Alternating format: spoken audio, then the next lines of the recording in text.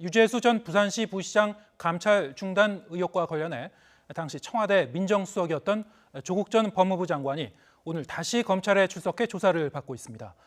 그제 조사받고 이틀 만인데요. 취재기자 연결해서 자세한 내용 살펴보겠습니다. 나혜인 기자.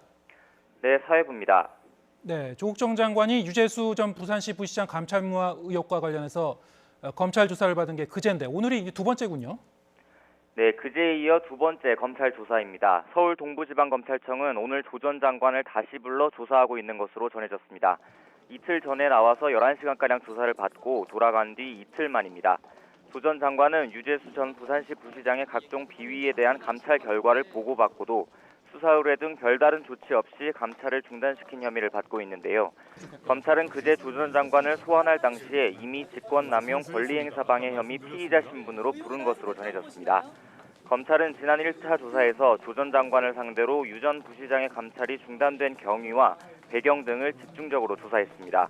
조사 이후 검찰은 새로 시행된 인권보호수사규칙에 따라 당시 조서 열람을 포함해 12시간 넘는 조사를 진행할 수 없었다며 추가 소환을 예고했고 오늘 다시 조사를 이어가고 있는 겁니다.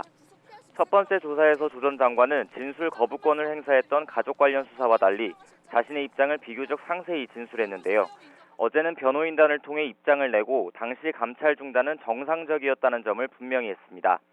유 전 부시장의 비리를 경미한 사안이라고 판단해 종결한 것이지 묵인한 게 아니라는 겁니다. 박형철 전 반부패 비서관, 백원우 전 민정비서관과 이른바 3인 회의에서 관련 사안을 상의했거나 이들에게 책임을 전가하려 한다는 의혹에 대해서도 사실이 아니라고 강조했습니다. 당시 민정수석으로서 최종 정무적 책임은 자신에게 있다면서도 직권 남용에 의한 감찰 중단이라는 주장에 대해서는 인정할 수 없다는 입장을 분명히 했습니다. 하지만 검찰은 조 전 장관이 유 전 부시장의 중대비리 상당 부분을 확인하고도 수사기관에 의뢰하지 않고 민정수석이라는 직권을 남용해 감찰을 무마했다고 보고 있습니다. 또 박형철 전 반부패 비서관으로부터 조 전 장관이 외부 전화를 많이 받고 감찰 중단을 지시했다는 취지의 진술을 확보한 것으로 전해진 만큼 석연치 않은 이유로 감찰이 중단됐고 이 과정에 여권 핵심 인사들의 구명청탁이 있었을 가능성도 의심하고 있습니다.